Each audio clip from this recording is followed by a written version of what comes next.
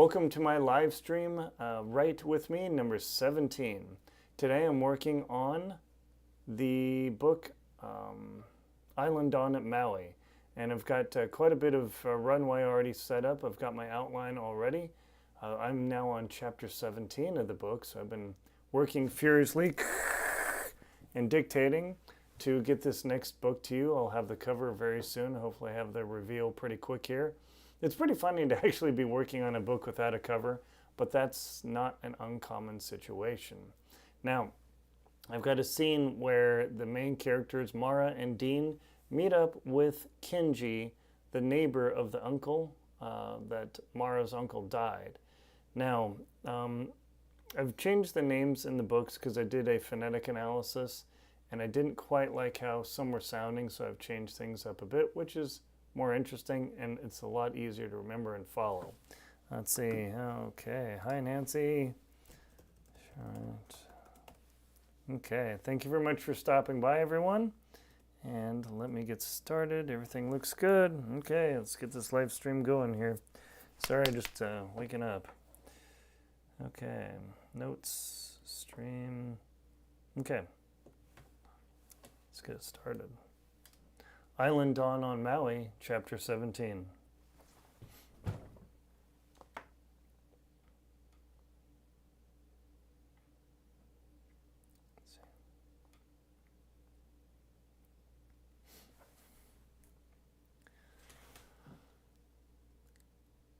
Dean received a call in the afternoon after he spoke with Jerome and they were working, and the call was from Kenji. Kenji called and asked if Dean and Mara would like to come over for dinner. Dean said, absolutely, but let me check with Mara to see if she has anything going. I know she's got work. So Dean walked around the house till he found her, going through more of her Uncle Glenn's pictures and photos, and he could see that she was struggling. He walked behind her and said hi and touched her back. She leaned into him a bit for comfort, and he said, hey, by the way, Kenji's calling, and he had the phone right with him, said, would you like to go to dinner? Her eyes brightened up. Oh, that'd be wonderful. I remember Mom and I and Uncle Glenn, we had dinner with Kenji a couple times. That would be great. Please tell him yes. Dean spoke into the phone. Absolutely, Kenji. What time do you want us to come over? Oh, how about 6 p.m.? Is that too late for a couple of worker bees? Oh, no, that's fine. Dean looked at Mara. 6 o'clock sound good? Oh, yeah, absolutely. I'm already starting to get hungry. I wasn't sure what we were going to do. Well, looks like the islands have delivered. Perfect, Kenji. We will see you soon. I assume Mara knows how to get to your house? Yes, she does. It's pretty apparent once you get you on the road. You might want to drive because it's a little ways to walk, and in the afternoon we might get a little rain squall. Okay, it sounds good. Dean clicked off the phone and looked at Mara and said, how's it going? Well, pretty good. This is incredibly wearing. I had no idea that going through my uncle's things would be this exhausting. I think I'd rather be hammering more nails into a deck. Plus, some of those deck boards just wouldn't lay down. They're warped. I know, and that's why we bought the new deck boards, but we need to stain them, paint them, or we need to paint them, get them all sealed, and we have to put some primer on too. Oh, I was wondering what we were going to do with that. I mean, those gallons of paint are expensive. Oh, yeah, and we didn't even get the absolute premium Dun & Edwards products. That would make your eyes water. Really? There's even more expensive stuff? Yes, if depending on what we do with the property, we might want to look at that. But in any case, let's get ourselves ready, finish up. I've got a few things to hammer on outside. And if you want to keep going through this, have you found anything more interesting about the property or what your uncle might have said? Mara shook her head in exasperation. The hum of the fan above buzzed, gently breezing the air around and brushing her long brown hair around her shoulders, and No, really. I found some letters, but they just talked about, Mom talked about me in school and what was going on. And I even found some of Uncle Glenn's letters to Mom. Well, maybe he went and got them when your mom passed away. I don't know. That's really weird. There's a lot of mysteries here. Oh, I know. That's part of the experience, really. 2 hours later, they cleaned themselves up and toweled themselves off in the bathroom, and they were happy to have the hot water heater on and running water with air conditioning. And Dean looked at her when she came out, and he looked at her up and down and said, "Wow, you clean up for not having access to your condo at the moment." She said, "Well, I did bring a backpack with a change of clothes. You never know. A girl's got to be prepared, right?" She winked at Dean. He smiled back at her, and he chuckled and said, not bad at all. What about you, work boy?" She looked him up and down. "Going to go as is?" "Unfortunately, I did not have the vision that we would be called on a dinner date." At saying the word date, Mara tensed up a little bit, and Dean noticed. And then she relaxed and she said, "Dinner date, yes. Except we've got a except we've got a fifth wheel on this dinner date." Dean chomped his lip for a moment and said, "Well, maybe another time. We'll make it a little more interesting, shall we?" He pointed the way out the room. In 15 minutes, they rumbled around to Kinji's property, not a mile away, but completely inaccessible through jungle paths.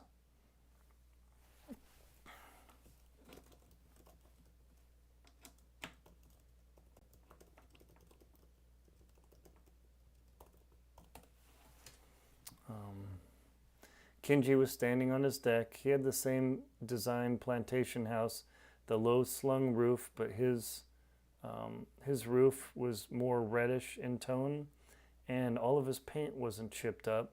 The deck was beautiful, and he had planters and flowers sitting all around the wraparound deck. As they hopped out and walked up, Kinji called, "Welcome to my property. Welcome to my home. Thank you so much for coming." Let's see, what would she say? "Mr. Kinji, thank you so much." Mara jogged up the stairs and hugged him and held him for a long time. Then he stood back a bit and said, he looked down at her and said, "Wow, you're all grown up. I didn't know you'd brought extra dining clothes." She shot a look over at Dean and said, "Well, unlike Mr. Workboy over there, I actually thought we occasionally might need to dress up." At that, Dean blushed and looked down, kicked his boots around, and said, "Well, here we are anyway." Kinji looked at himself. "Well, maybe I should have put on my tuxedo. My apologies. We'll do our best, won't we, Dean?" He winked at Dean and nodded.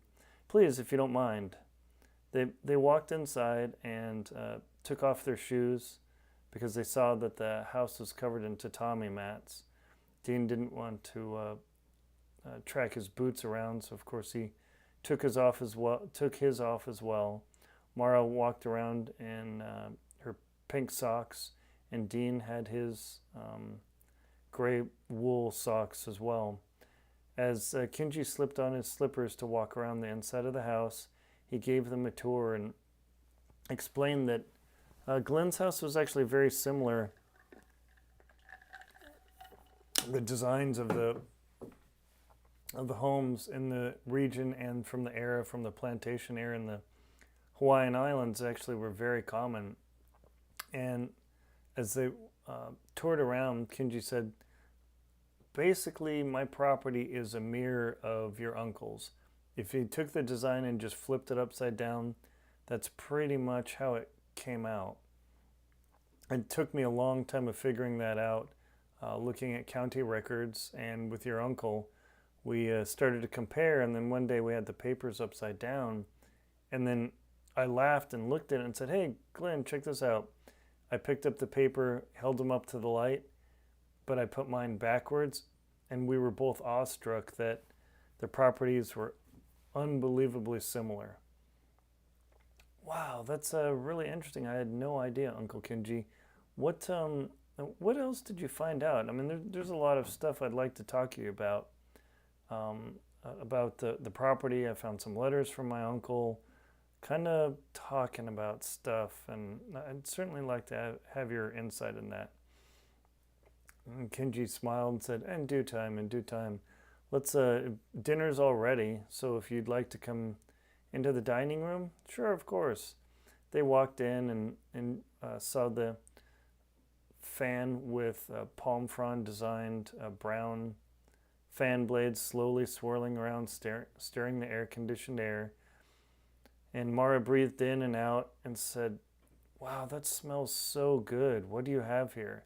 Kenji began explaining the meal. It's a classic Hawaiian meal, and he showed the different dishes that had tropical motifs and pineapples all over them. And he said, these were actually from the plantation era. The pineapples with our pineapple plantations and cane plantations, they went to great effort. Your uncle probably has a set somewhere just like this.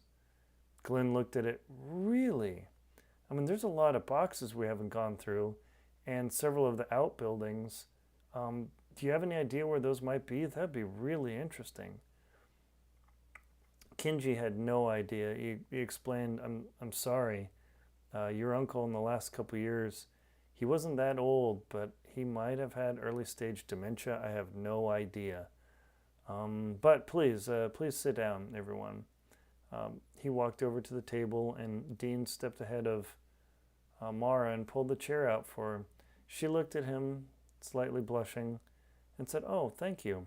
She sat down in the chair, and Dean scooted her in, and then he walked around, and then they all looked at the meal and said, "I just want to say thank you for coming, and thank you for sharing this experience, and I'm very sorry about losing your uncle. He was a dear, dear friend to me."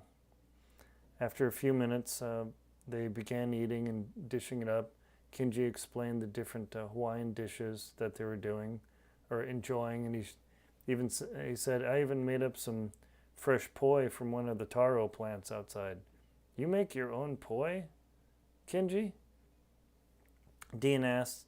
He said, "Oh, what else do I have to do? I'm retired. My time in technology paid off very well, and now I'm living in a tropical paradise." They began dining and sharing the experience of what it was like to go through the property and run into some of the challenges. Mara explained how she was excited that they found one of the old water lines and that they had shut it off, and she was able to help Dean. Kenji looked at Dean. "You need to hit the gym a bit more to turn those old cranks?" At that, Dean looked down at his arm unconsciously and flexed it and said, "Well, apparently so. Mara actually did a really good job. I would have had to go back and get a breaker bar or something to turn that valve. I couldn't believe how hard that was." Kenji thought for a moment. There's probably a lot of hidden stuff on his property. He was very industrious. Mine, I've kept at the house and done some basic maintenance, but the other plantation work, it's just a lot of work. I'm not the best with a machete, but I can get the plants to grow in a way that I want. "You bet you do," Mara said with a mouthful of ahi tuna with rice. "When we walked up to your property, I thought this was a Airbnb or something." At that, Kenji laughed and said, "No, not my property. I don't want to be an owner-operator. I don't have the capacity for that, and I don't have the tolerance. But for the right people, like your property, your uncle actually talked about that." "Really? How's that?" Dean asked. "Well, he said that he was lonely, honestly. I mean, he never got married.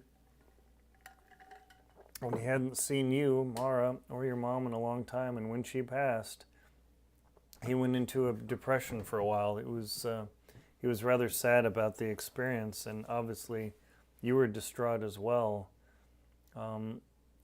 He and your mother shared or swapped letters. Yeah, old school snail mail. I can't believe how much is left, Mara continued, that I can actually learn from. I'm not trying to look up his Gmail or something. Oh, you won't find much in that Gmail account. Glenn and I actually looked at it, and he talked about how he hardly used it. He preferred to do old school. He was retired too. He did tech just like me, and here we are. After several minutes of chattering and eating, Mara set down her fork and looked at Kenji and said, Mr. Kenji, I found a letter from my mom to Uncle Glenn, and I have to admit, it kind of hurt my feelings. At that, Kenji set down his chopsticks before he picked up the next piece of fish and turned his head and raised his eyebrows and asked, what do you mean by that? I mean, I'm sure your mom and your uncle never hurt your feelings, whatever it was, or never meant to hurt your feelings, whatever it was. Mara sighed in and out and looked around the room. She looked at the brown oak cabinets and the beautiful cherry wood table in the middle of the dining room.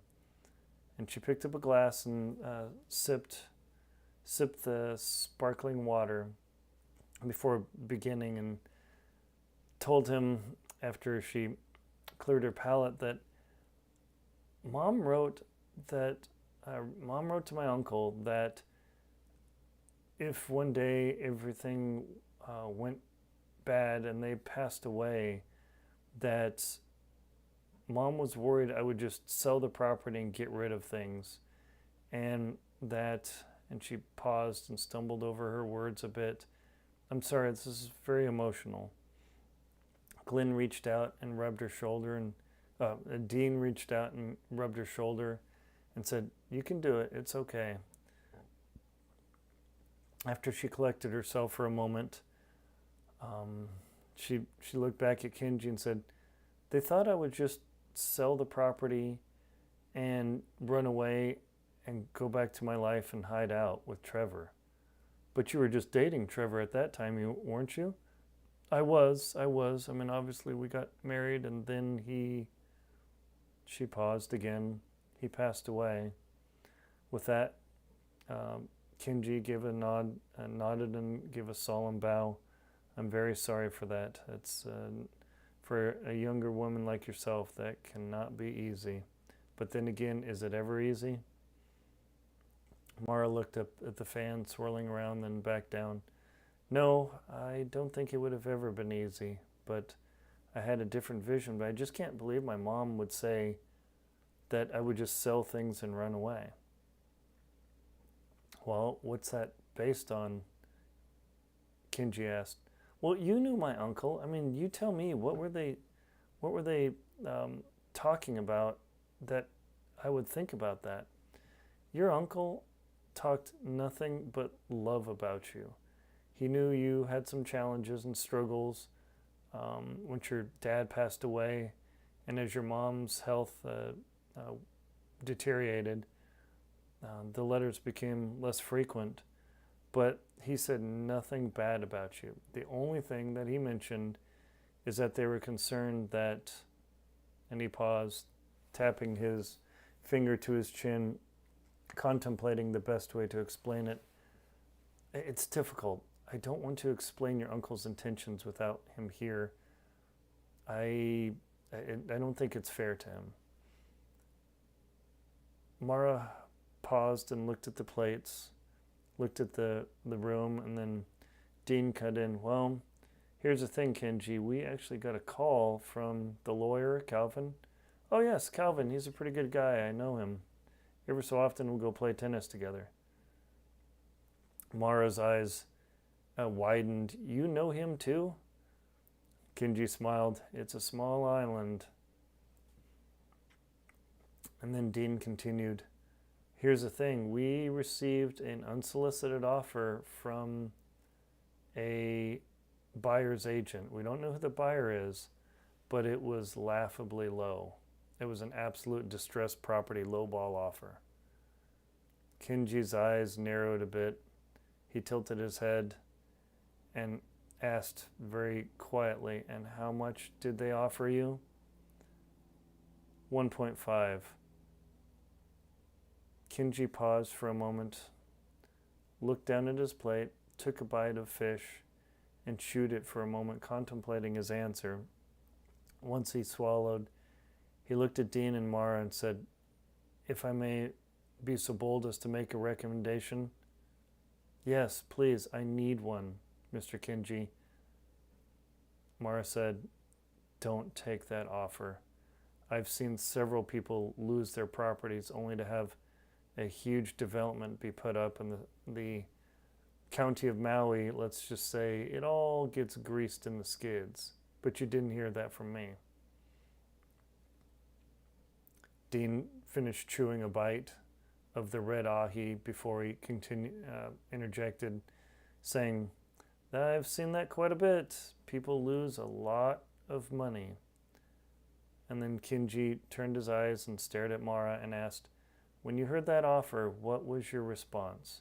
"Well, I thought," and she said very emphatically, "Well, I thought that would be a lot of money. I've never seen that much money, and I thought we could sell." And that, with that, the words froze on Mara's lips as she realized that she literally had given prophecy to the words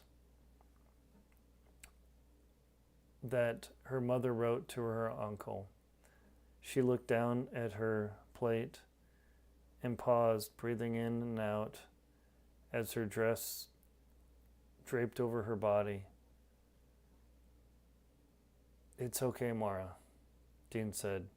"It's easy. When you've never seen that level of money in properties, you think you can retire off of it. I mean, the first time I dealt with big money, I almost thought I retired until all the bills came in, and then I realized I barely had that year's income."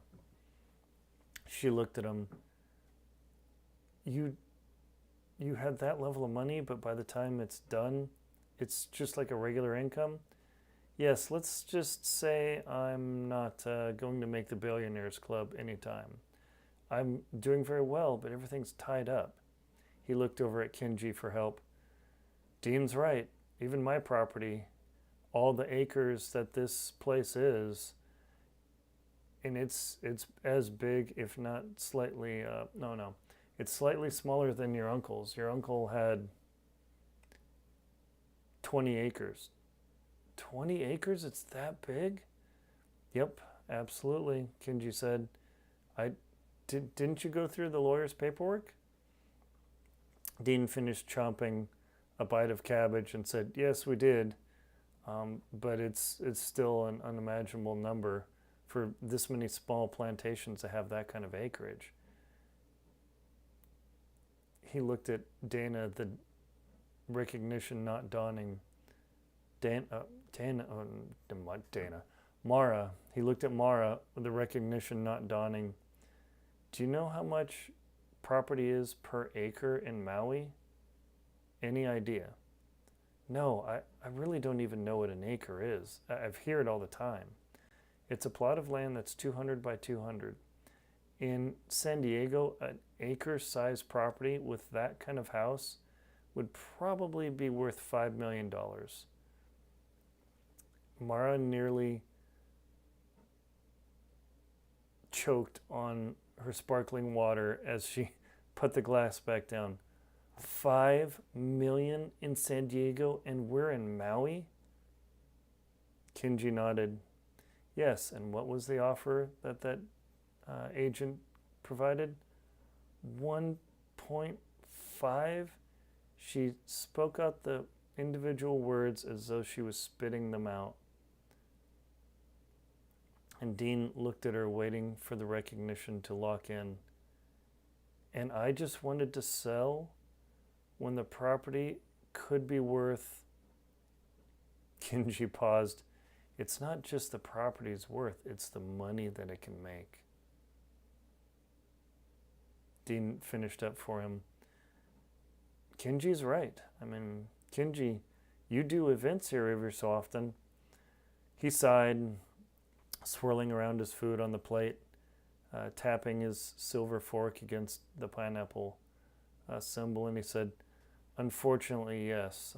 The property taxes are so high, I have to do events every often. They're actually pretty fun, but being a tech guy, it's not my thing, but I get through it with event planners. You do events here? I had no idea, Mara interjected. She scooped up a piece of poi with a spoon, or took a scoop of poi with her spoon and chewed on it for a bit. This is really good. Much better than the store-bought, isn't it? Yeah. Dean smiled and said, look, there's a lot of things we can do with the property, and that offer is so ridiculous. Kenji nodded and paused, waiting for them to say anything more, and he said, right, now you've got a lot to do, there's a lot of repairs to do, but that property is way more valuable than just the dirt. Mara sat back in her chair and creaked, and she rubbed her chin and thought, I need to get some spreadsheets on this, don't I? I mean, it's so emotional, and yet the property is worth... Dean shook his head. Don't even guess. Don't even guess. Until we get this cleaned up, no one could give us an offer, and your emotional connection's going to be hard to work through, okay? She sat there looking at the two older men and thought for a moment that what she had in the hand was worth more than she ever knew. Boom. Chapter done. That was 25 minutes of dictation. That is going to have to be split into 2 chapters. That was crazy long. All right, let me copy the text. And we'll find out how many words that was out of the voice app here. Copy. And as you can see, I just select the text. The voice app just gives me a transcription. It's super handy. And we head over to Scrivener here. Chapter 17. Whoo! 3,581 words. 3,581 words. Yeah, that chapter needs to be split. But that's okay. I found an emotional beat in there as I was talking it out, figuring out, ooh, this is the perfect moment to split a beat. So when the reader comes to the end of the chapter, happens to be you, you're going to have no choice but to turn the chapter and say, what time is it? It's late, but I can't stop reading. That is the whole point. That's how I try and design my novels, to give you the experience of staying late up into the night where you just can't get enough and you keep turning those pages. Just like in my novella, Moonlight at Wailea, which is available on my website at aaronbelsing.com, where you can read a fun travel getaway fling story about a woman who escapes her Texas ranch and comes to Maui and meets somebody interesting. And also, I write thrillers as well. You can see back there, I write that under my name, Aaron R. Linsdau, and my pen name is Aaron Belsing at aaronbelsing.com. The reason I use a pen name is because when I work on marketing my thrillers, it does not cross to romance at all. It just doesn't work. So that's why I use pen names. Some authors use pen names to try out ideas, to see if the idea works, and also to protect their identity, because some people write pretty spicy stuff in romance. Woo-hoo-hoo. Like flaming spicy. So, thank you very much for watching. This was Write With Me, number 17. My name is Aaron R. Linsdau. Please check out the links below in the description, and stay tuned for another episode of Write With Me coming soon, and be ready for the release of Island Dawn on Maui in the near future. Thank you very much for watching. Please like, comment, and subscribe.